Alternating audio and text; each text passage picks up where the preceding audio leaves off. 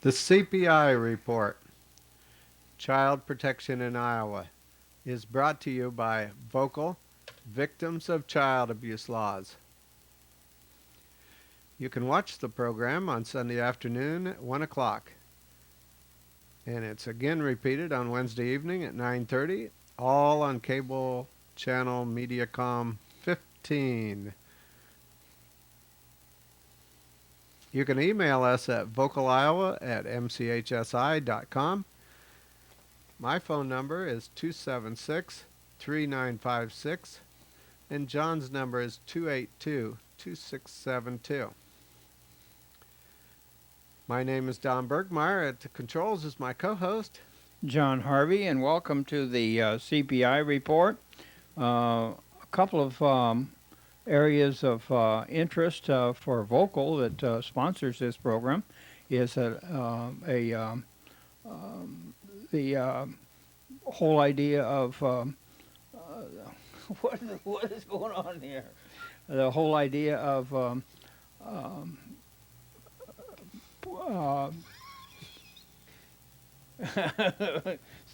somewhat.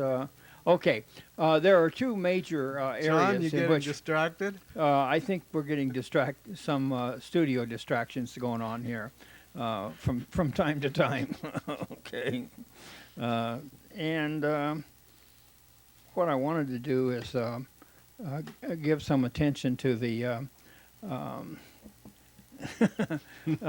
give some attention to the mission for Vocal, and one is to promote those concepts that will help in the area of preserving the family, and has to do with our area of expertise has to be in the prevention of child abuse, particularly in areas where children or where the issue is false child abuse charges, and those are difficult to handle. So not only do we work in that area of child abuse, trying to influence public policy with respect to child abuse, but we also work one-on-one with individuals who are having difficulties with the Department of Human Services and the juvenile courts. Now, we're not attorneys, so we don't give legal advice as such, but we can give you some hints that will be helpful in your fight with the Department of Human Services. There's been a number of changes in the last few years. In fact, it seems as though every once in a while they'll make a major change in the structure of how they go about attacking the problem of child abuse. They'll go on, for an example, a few years back, they decided that they wouldn't have investigations anymore. They would have assessments, which basically is an investigation. They just changed the name of it. So they'll make what appears to be major changes and try to fool us that they are really taking care of these issues. Shortly after they made this major change from an investigative approach to a what was supposed to be a warm fuzzy type of assessment approach, then came the Shelby Lewis case, which showed they didn't know what they were doing at all, and they certainly couldn't protect children. Now they've done something called redesign. Once they upset the entire system and gone from one major approach, investigative approach, to an assessment approach, then they needed to do something else in order to show that there was some real improvement in the system because they were changing it to something else. I've had calls from people that have told me that that they're being asked to jump through all kinds of hoops, and one of them is a family approach in which they assemble the family, and see if the family can't provide some satisfaction as far as safety for the children, which is rather ridiculous because what they're doing is wresting that responsibility and obligation from the parents and spreading it out over aunts, uncles, and others. And not everybody in your family will agree with you with respect to the safety issues, but DHS will impose that on you. And then there's something else called a safety plan, which I think is just a rehash of what the bad kids used to get in high school called a contract. Somebody got in trouble, they'd write up a contract, and then they'd hold you to the contract. And the safety plan is just another form of contract. Well, all of these changes don't necessarily enhance the whole concept of child protection. So we're going to be somewhat critical on those issues. Did you have a comment, Don? Let's go on. It You're slipped my mind 5 minutes ago. okay. Okay. So what we have is a gigantic organization, at one point $2.3 billion organization that says that they're protecting children. Everything is secret, so there's no way that anybody can check to see what that protection's all about. And then we're changing from time to time to time. We don't stick with anything long enough to draw up any figures as to the success of some of these silly programs that they enter. We do know something about the costs that are involved. And now, since the budget is so tight, and since the number of staff members is being held down, since we have to tighten our belts, they want to expand the number of people served. And so they have something called community care. So that's going to be something rather interesting to watch in the next few weeks. You had a comment at that point, Don. No, but I'm going back to 5 minutes ago when you made a comment about the DHS bringing in families, parents, grandparents, and all that. I wonder if that's kind of like a smokescreen or pulling the rug out from under the parents in the end, because anyway in the past that if family members wanted to get involved because they loved their grandkids, let's say, DHS just seemingly overlooked the grandparents, didn't give them any rights, didn't want to give them any rights. Now I hear you're saying they got a plan right off the bat to talk with the families involved, parents, grandparents, and aunts and uncles, whatever. Well, I wonder if they're just coming out right up in front and doing that, and then pull the rug out from under the family later on. What do you think, John? Much of the problem, I think, with child abuse often rises from within the family.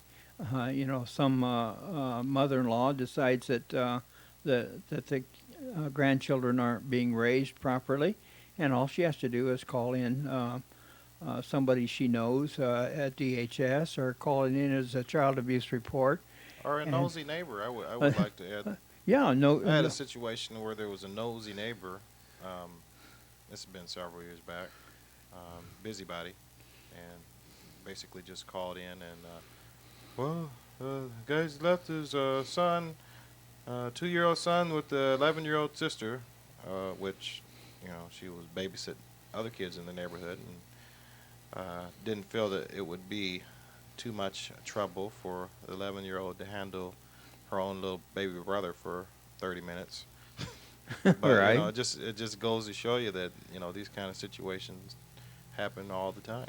Now, can you imagine what happens then when DHS assembles a group of your family members and then, in effect, gives authority to those people that you would rather not have authority over your children? And they have everything to say about how your plan works with DHS. Well, as far as I'm concerned, that family model is rather ridiculous. And I think it's intrusive, and I think they would like to use family members against you. And every family has some character in the family that could really do you in if they get if DHS gets behind them, and then simply goes to court and says, you know, these people don't even get along with their own relatives. They can't come together on a basis of a plan to protect the children. So maybe the court should take over and put these children under a child in need of assistance petition. Well, Don, we've seen from time to time here in Polk County a tremendous need for more space to lock up more people, and it seems to be somewhat troubling that it doesn't take much to fill our little jail. I don't know what the current capacity is, but they always want to expand that jail. Do you have a story on that, Don? Yes, John. We've been here encouraging people to vote no. What day is that? March 30th, John? I think it's the 26th. 26th? See if that doesn't, or 29th. 29th. You're Okay. right. We're both wrong. Well, we'll get to that in just a minute. Here's a flyer that came through the mail encouraging people to get out and vote, and guess what? How they want you to vote because of the overcrowding, and they're going to give reasons. Is there anybody in this lineup that you recognize? John, is that you by chance? They have everything blocked off there. So Yeah, you well, can't I'm tell. just trying to emphasize the fact that we never know when we're going to be the next person up there, falsely accused. There's a lot of falsely accused people that go through that, and they say we got to have a bigger jail to hold all these people because of the overcrowding. Let's switch to the next screen, John. I'll flip the paper over here.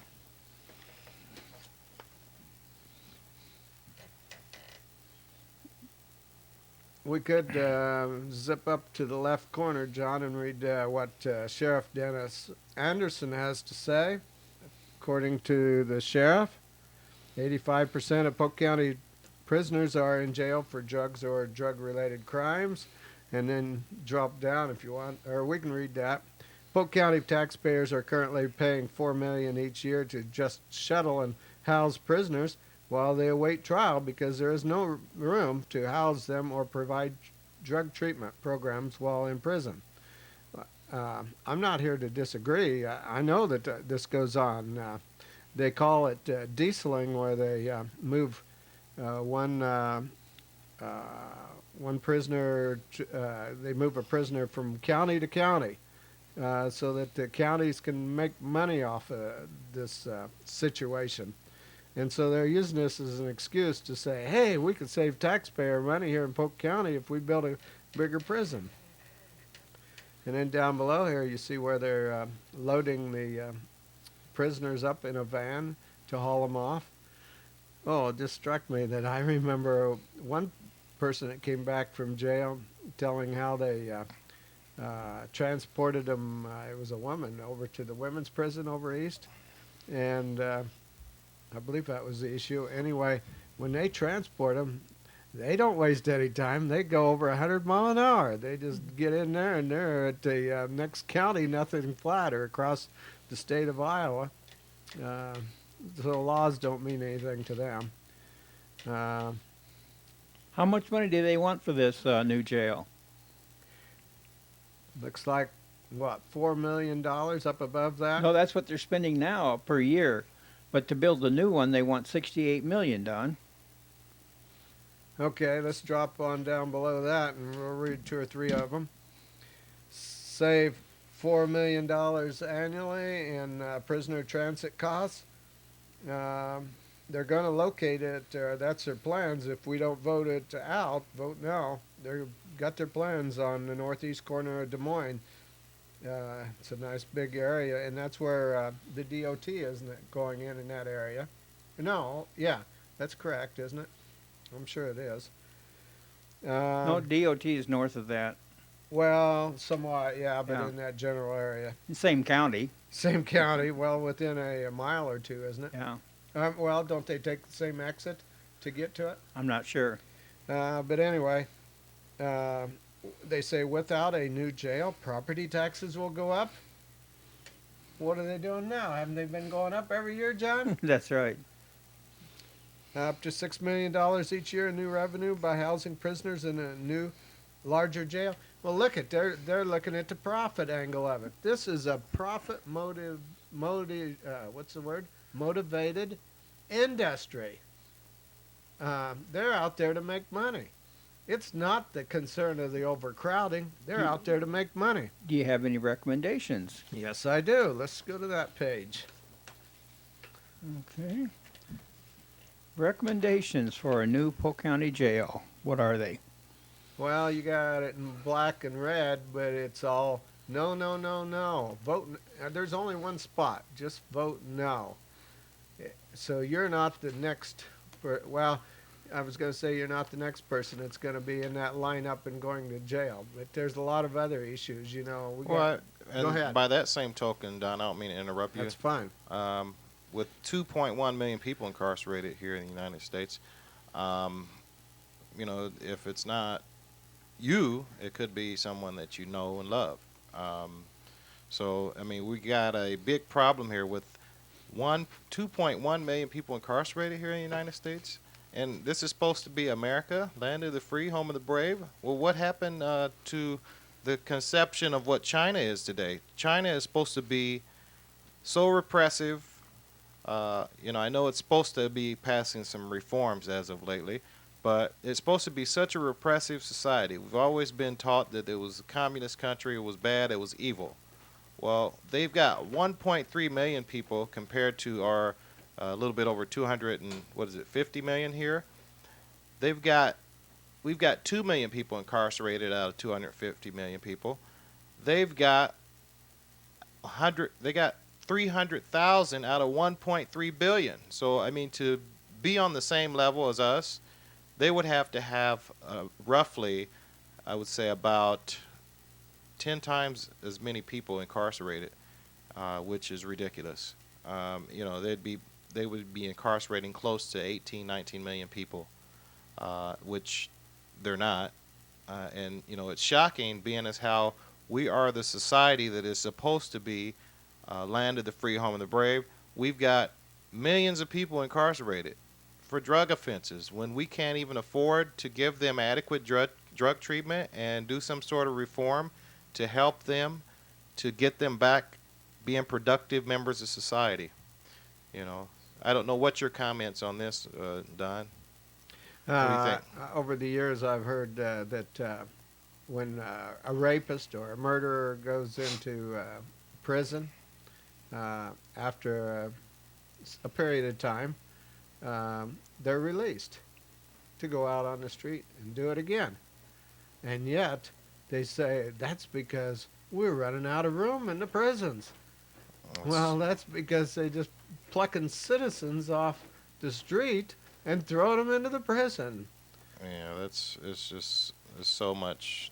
We were talking about the Homeland Security the last few weeks where tenant from eastern Iowa was caught up in that, whatever you want to call it. Well, due to persistence on his part and standing firm on our laws that we have in this United States, Well, I think an lo and interesting. behold, he was freed. Yeah, that's crazy. There's a good article that was in the paper on March 23rd for the Register. They were talking about to see why Polk County's jails and Iowa's prisons are exploding. Consider a bill passed 87-11 by the Iowa House Monday. It would authorize judges to add 5 years to sentences of persons convicted of manufacturing or selling illegal drugs within 1,000 feet of religious institution. Now, so why churches, they ask? It seems unlikely those who frequent religious institutions are especially vulnerable to the lure of illegal drugs. Then again, the unchurched who hang out at coffee shops on Sunday mornings might benefit. So, if the goal is to put the squeeze on illicit drugs, why not pick more ubiquitous fixtures in churches, like fire hydrants or stop signs? Uh, Better yet, why not designate zones for drug deals? That at least would simplify things for the cops. Drug dealers, of course, are not likely to think about the incremental increases in prison sentences depending on where they do business. If they were that thoughtful, they would choose another line of work. Meanwhile, the longer sentences could force the state to build another prison nearly the size of the new jail contemplated by Polk County. At least those 87 Iowa House members can sleep better at night knowing they struck another blow against illegal drugs, however pointless. Thought that was a very poignant article There was a by a guy registered down board. in Florida the last few days that's been on the news that raped and murdered a little girl, and he lived next door to her. But I've been hearing also that the news media is emphasizing, let's see, it's slipped my mind on what they, he's not a rapist, slipped my mind on what they call these pedophiles, yeah. They're emphasizing so much that this guy is a pedophile. Well, he is recognized as that, but there was a lot of other things that came into the picture that caused him to do that. But they're not talking about that. This is just a hot button issue to get more laws. I'm not trying to say that we don't need the rapists and pedophiles maybe in jail, but they're overemphasizing some of these issues. John? It's one of the popular things when you're a politician is get tough on crime. And the way you get tough on crime, according to the petty thinking of these individuals, is to lock them up. Book them, Dano, type of thing. And as long as that goes on, you're going to have people in jail who do not pose a real and present danger to themselves or others. If we're going to lock up everybody on any kind of a civil charge, for an example, I can remember one individual who didn't sign his parking ticket or his speeding ticket, and because of that, he went to jail. I'm not sure that he was that he presented a real and present danger to society, but we had to find a place to lock him up. That's where the guy wanted counsel before he signed That's in right. front of the police officer. And what did the police officer do? Just handcuff him and haul him off to jail. Right, because it's such a convenient tool to simply handcuff them and throw them in jail. And also, it creates a way of extracting money from people who would not otherwise pay over. If they put you under a $1,500 bond, a lot of people who are extremely poor can find $1,500, and it makes the judges so pleased that these people who would have a tough time paying a $1,500 fine or a $100 fine, all of a sudden can find all kinds of money in order to get out of jail. Well, the jail is supposed to be established for the purpose of locking up people who are a present danger to society. And if that be the case, I'm not sure that even the drug charges, the people who are into drugs, need to be locked up. So long as they show up to their treatment programs, I don't see any real reason to have them locked up. You, Don? No, I agree with you, John. Okay. We have Terrance Wonker. Oh, let us emphasize March 29th again. Vote now. Go to the polls. That's right. Well, March 29th will have passed when this program goes in for a rerun, because March 29th. Well, but let's emphasize the fact that one viewing audience will see this, John. That's right. March 29th, go out and vote. No. So, and one reason why it is an isolated vote like this is so that we can assure that the total number of people going out to vote will be small, and then we can make certain that all courthouse personnel, all police officers, and public officials and so forth are instructed as to how they are to vote. And first thing you know, we may have a $68 million jail on our hands. They say that that won't raise the cost of operating that jail, but if you've got 1,500 beds that you're facilitating, somebody is going to have to guard, somebody's going to have to clean, somebody's going to have to maintain those cells, and so it seems like to me that once they get that built, they'll be screaming like crazy for bigger and bigger budgets. What do you think? Well, they're going to say, well, we need more money for the people to staff the facility now that we have it. You know, Right. it's happened before. This is not the first time I've seen this. They- I can't see how they're arguing that they're not going to need any more staff than they already have to man a facility that houses so many. And you know what about the drug offenders? What are they going to do? Are they just going to let them sit there without rehabilitating them? And you know, we're supporting just housing people, warehousing people basically, when they're not actually getting any help. You know, that is not the end-all solution, I think, to drugs in America. Just build more jails, spend more money for more jails, and hope that they get out and they're better. Well, I'm sorry to say they're not. And studies have shown that the recidivism rate is very high in this country, particularly among drug offenders, and especially those that do not receive any sort of drug treatment. So this is what we need to be spending dollars on if that is the problem. Not more jails, more space, more money out of our pocket to feed, house, and clothe people, and not try to make a change in their life, and all of our lives, and the whole society's lives for that matter. But that's just my 2 cents. John was emphasizing that there's going to be a low turnout.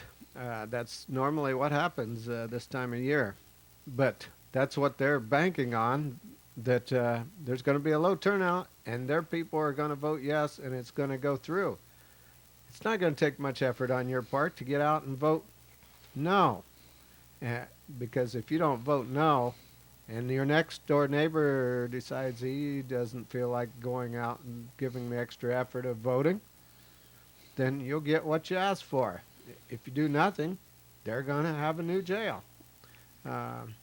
So, John, what's your thoughts now? They're complaining that it's costing $4 million a year because of the transporting that we have to do because we don't have the beds in Polk County. Some of these people are transported as far as Missouri, where they have privatized the prison system, so they can take any number of prisoners for a price.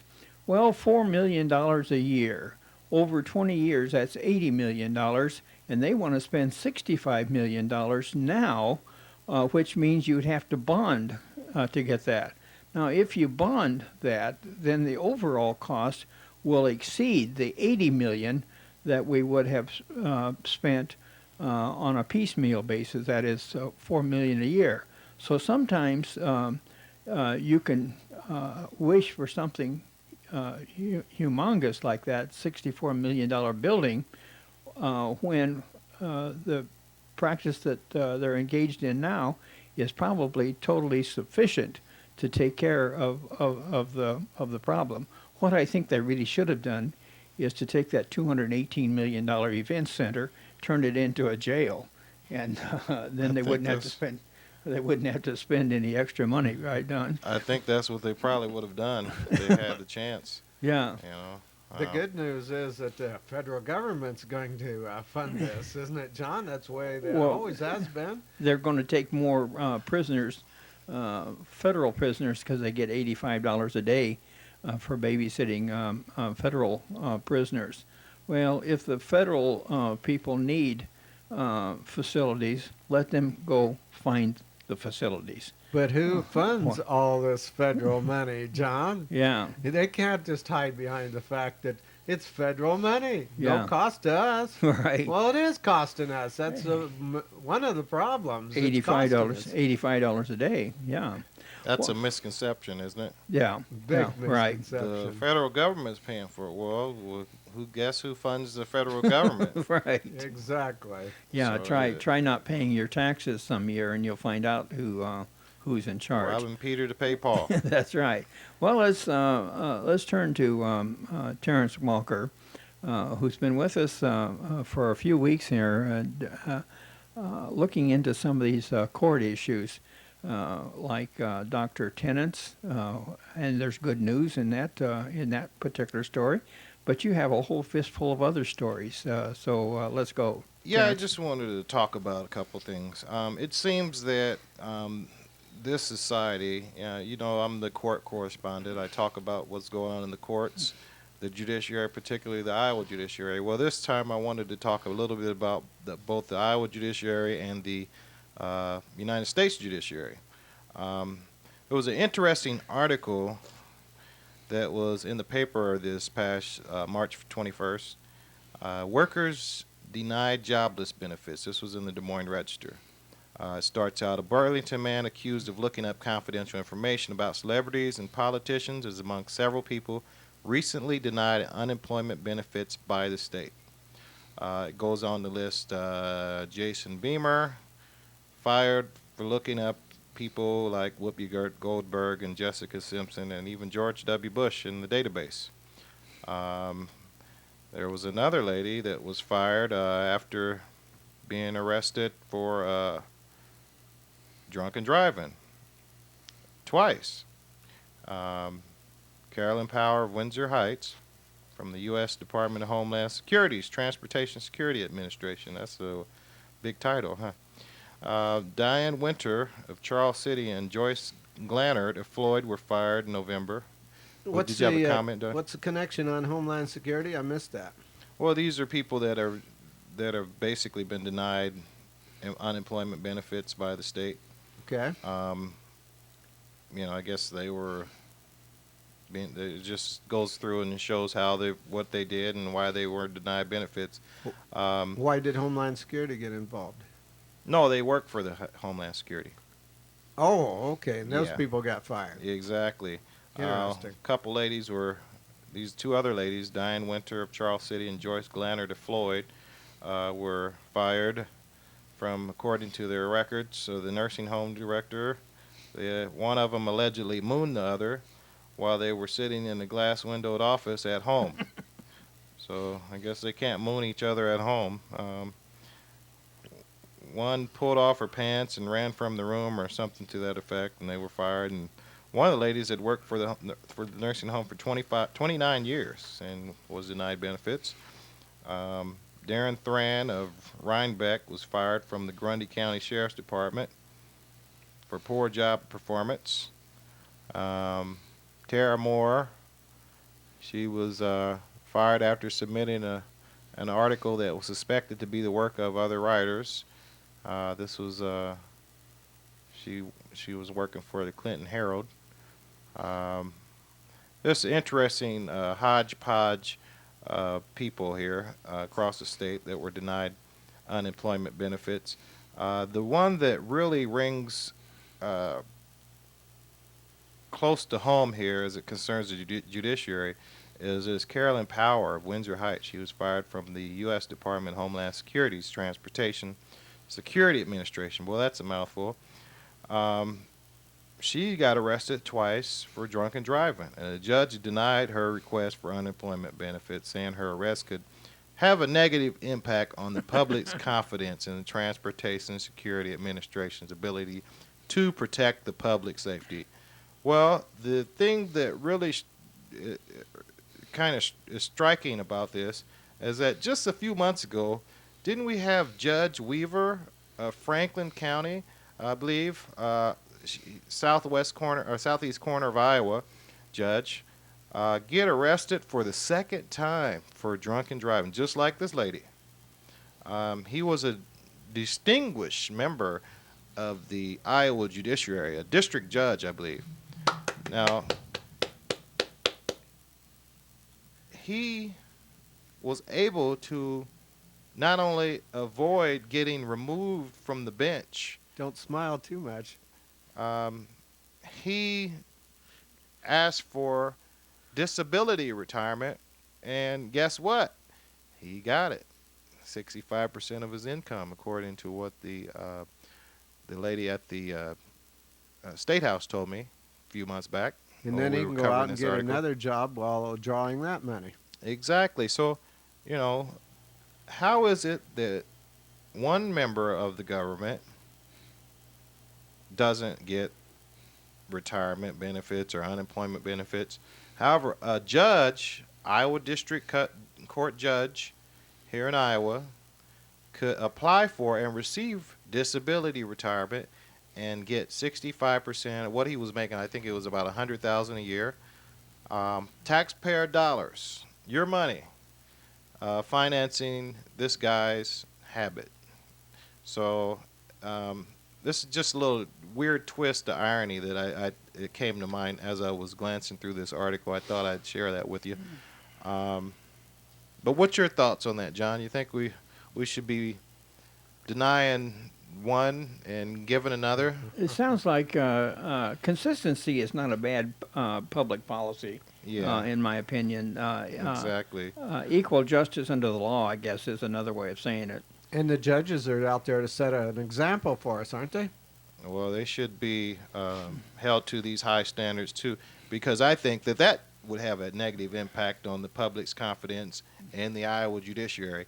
And the guy that approved that was none other than Iowa Supreme Court Chief Justice Lavarado, that approved his disability retirement based upon being a drunk or whatever. I don't know exactly what the whole story is, but And he did that based on the law, too, didn't he? yeah, and I think what really how we can summarize this is that, like my grandmother always says, what's good for the goose is good for the gander.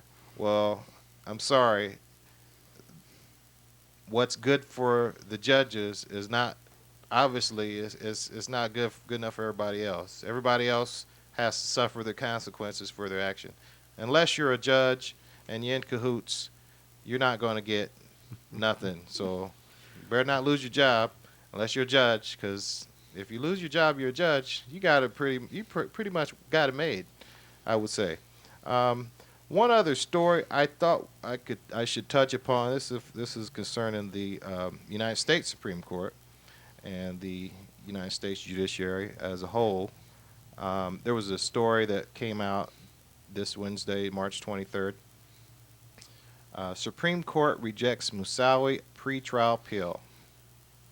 So now this is the terror suspect, Zacharias Musawi, that was the only guy that was directly related to the September 11th attacks that was arrested in connection with those. Only guy. I guess all the rest of them died or they're not in existence anymore. But this guy, they rejected his appeal on Monday. Now, I am just as much as appalled by the September 11th incident as anybody else. But the one thing that really concerns me about this case is that here we've got a guy that they're trying, and this article goes on to say, this is right off of Fine Law. This was Associated Press writer that wrote this, March 23rd of this year. One of the things that concerns me, and the reason why he's trying to appeal, was because they are going to use what they call unclassified summaries from classified prisoner interrogation statements to convict this guy. There's not going to be people there that's going to testify against him. They're going to have a piece of documented paper. Um, who knows who wrote it? Who knows if the stuff on there is actually true? Um, so I mean, this sets a very dangerous precedent. So what they're basically saying is that you can go to trial in America, land of the free, home of the brave. You're supposed to be guaranteed the Sixth Amendment right to fair trial, confront your witnesses against you, to be able to look at the accusation and to know it with sufficient clarity. All these rights, trial rights, you're supposed to be guaranteed. Yet someone could bring a piece of paper from an unknown person, uh, written by someone unknown, supposedly from somebody else, and that could be enough to get you convicted. That's what the government is saying in this case. And they're saying that this guy does not have a right to have these people present, not even by camera, which I don't think it would be too much to ask, to have them there present so that they can communicate via camera. You can ask your questions. We got a high-tech society. There's a way to transmit signals back and forth so that you can someone on the other side can hear you, ask the question, and then you can answer. That's not good enough. Apparently, the government and the court system here in the United States is not going to allow that. So, sad day in America for us that the Sixth Amendment right to counsel, or right to a fair trial, is being impacted. So, the Supreme Court rejected his appeal on Monday, which was, I believe, the 21st of March. And the ruling allows the government to proceed with plans to seek the death penalty if Moussaoui is convicted of participating in the conspiracy that included the 2001 airplane hijackings. So the fair trial concept is just a ruse, then? Well, according to the government, they're able to just circumvent that altogether under the supposed special circumstances. They don't have a burden to show the special circumstances, and that's another thing that's troubling, is that they can just say, oh, well, national security. Well, you know what? What's going to happen is that there's going to be a couple other cases come to light here, I would imagine pretty soon, where it's not a matter of national security, but yet they'll still say, oh, well, it's a matter of national security. We can convict this guy with a piece of paper with some words on it, and he can't have any right to cross-examine the witnesses against him because it's national security, and we're just going to use these documents, and we're going to fry him and put him in the electric chair or lethal injection or whatever the death penalty is, and we're going to say that it's all done and it's fair play. Well, that's not the way it's supposed to be done here in America. That sounds more like they say China and Russia used to be. So that's my comment on the situation. I don't know if you had anything else to say about this. But yeah, it's just very troubling to me. I thought it should have been brought out more on the media. I think the national media has been more obsessed with this Shivo case than anything else, though. I don't think I want to share my thoughts on that because it's been overplayed too much, I think, in my opinion. I do have empathy for the lady, and I do wish her well. Wish she wish they would have some sort of documentation. It's too bad they wait till after she's almost dead to pass a law to try to save her, though. I find it interesting that her husband is coming on TV and crying the blues and saying how much he loves her, when in reality he's got another girlfriend that he's got kids with, and he spends most all his time with her, and then he gets on national TV and puts out another front. Well, along that line, though, I think that we've made this kind of a melodrama event in which we focus on things like that, but I think there's things more essential. Number one, the lady that is being focused on, there are some things for which there are no real arguments. The lady is alive. She requires no um, massive support other than feeding. Well, all of us require to be fed. That it's a good idea for us to have food and water, and that's all that she requires. Now, there is one other thing that we have to look at, and that is the fact that it is um, totally right for her husband to direct the activities surrounding her. But I think there are some boundaries to that, Yeah, I think. and we Oh, I'm have sorry. to we have to look at the we have to look to see if those boundaries have been jumped over. For an example, if he made a promise to love, honor, and obey until death do us part, in sickness and in health, and he decides that because sickness is inconvenient for him, that he decides that that he will abandon her, it would seem like to me that abandonment would be tantamount to an announcement of divorce. And at that point, we should begin to look at whether or not he has a legitimate right to exercise his duties as a husband if he denies every other aspect of being a husband, someone who is faithful to her in sickness and in health until such time as she dies. Now, there are a lot of these other things that I think that are interesting and to consider or to look at, but a lot of these things are just subjective notions, and some of them are may or may not be truth in terms of fact. But I think if we can shuck it all down to the cob, the thing that we have to look at is who's in charge, who should be in charge, and what in the world would be the problem if we maintain the status quo, which is life. Why is that an illegitimate concept? And why is it that the courts are determined to deprive her of something that the parents have asked, and that is to sustain life? And you had a comment there, Terrance.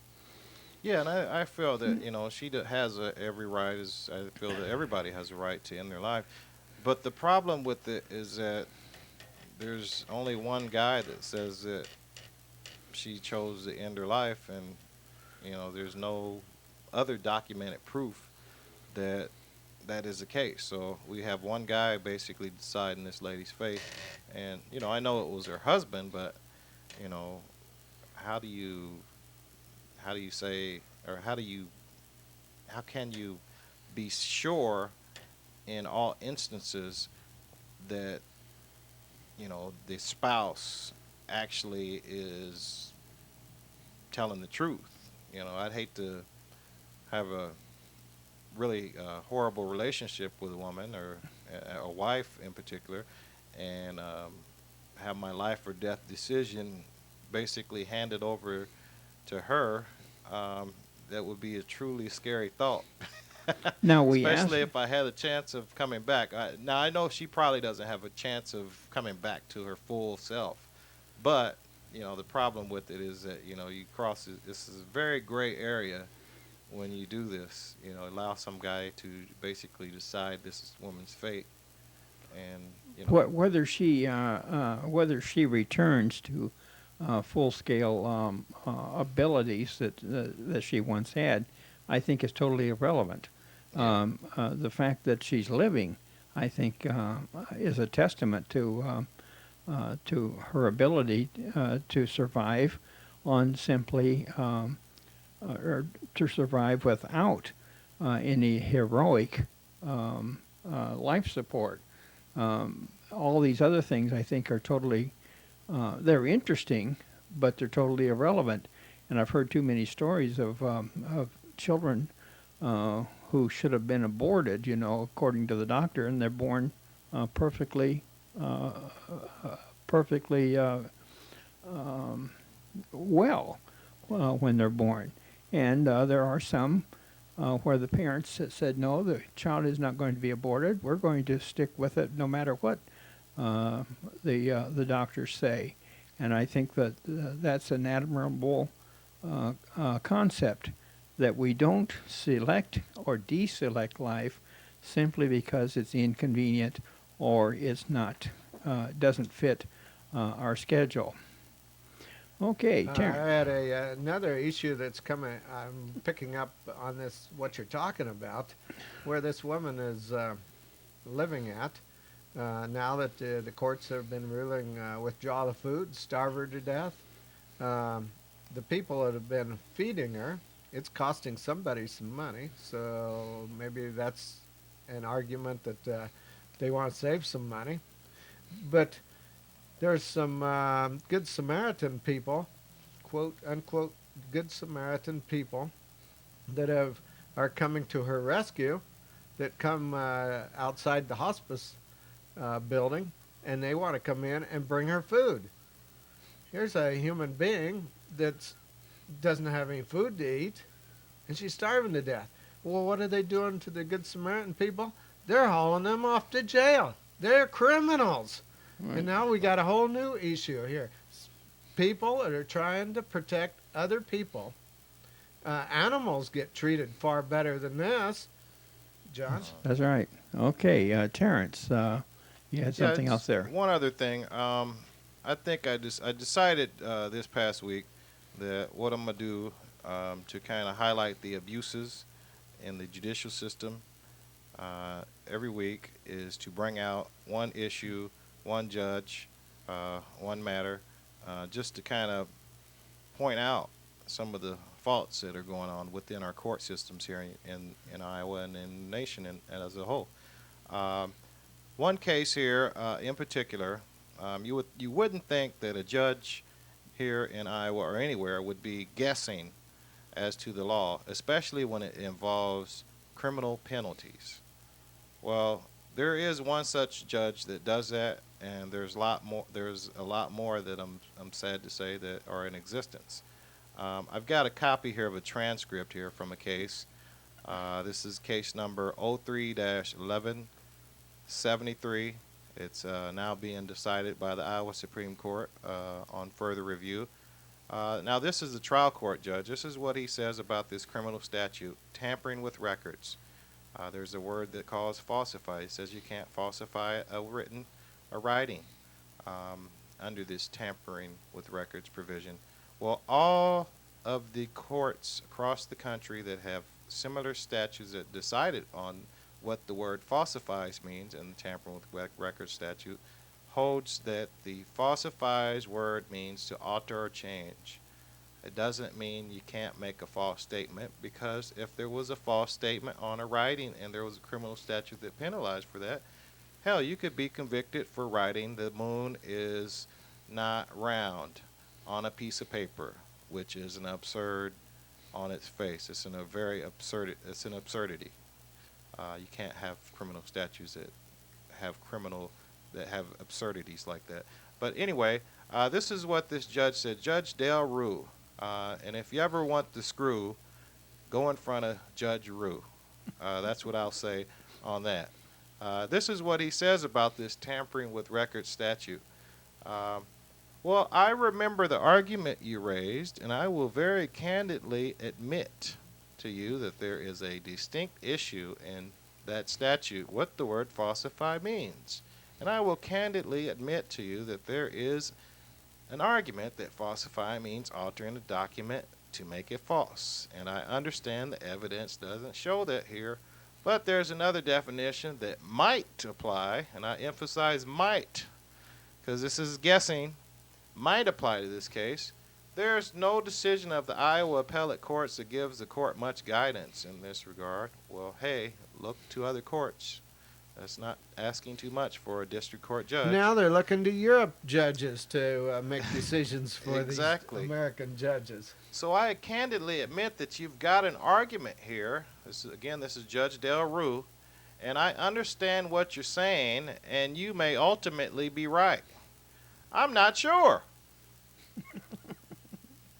Judge Del Rue, if you want the screw, go in front of Iowa District Court Judge Del Rue, because he just does not know what's going on, and he candidly admits he doesn't know what goes on, and he goes around guessing what criminal statute means, and to the detriment of unsuspecting citizens who have the unfortunate occurrence of being subject to guesswork of prosecutors. He'll just rule in their favor.